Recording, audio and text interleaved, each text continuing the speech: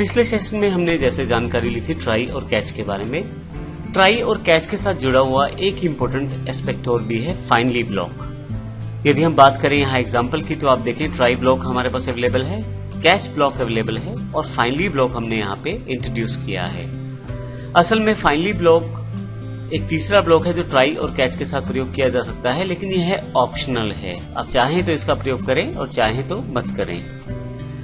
जब भी हम फाइनली ब्लॉक का प्रयोग करते हैं तो फाइनली में हम वो स्टेटमेंट्स शामिल करते हैं जो हम एग्जीक्यूट करवाना ही चाहते हैं। तो ऐसे केस में यदि एक्सेप्शन आता है या नहीं आता, दोनों केसेस में फाइनली में दिया गया कोड एग्जीक्यूट होता है। तो फाइनली वो इम्पोर्टेंट कोड जो आपको लगता है बहुत ज्यादा इम्पोर्टेंट है, आप इसमें इनक्लोज करके रखें। अब इस केस में चाहे एक्सेप्शन आए या ना आए, आपका यह फाइनली कोड एग्जीक्यूट होगा ही होगा।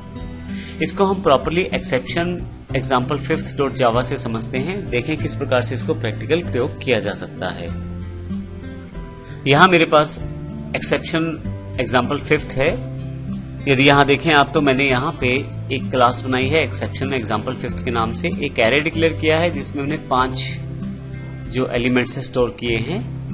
पब्लिक वर्ड शो में मैंने 5th एलिमेंट को प्रिंट करवाने की कोशिश की है जो एग्जिस्ट नहीं करता एरे में।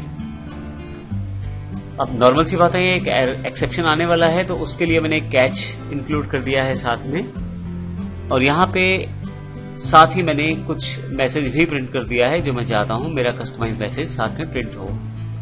लेकिन इसके साथ साथ मैंने एक फाइनली ब्लॉक को साथ में एडजॉइन किया है और इसी में हमने एक स्टेटमेंट दे दी है we are in finally block. अब अगर मैं इस प्रोग्राम को एग्जीक्यूट करूं तो program has some error in array we are finally block.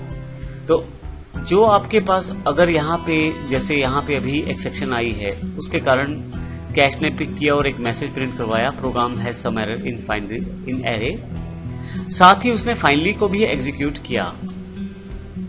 लेकिन अगर कोई एक्सेप्शन नहीं आती, मान लीजिए मैं यहाँ पे 3 कर देता हूं,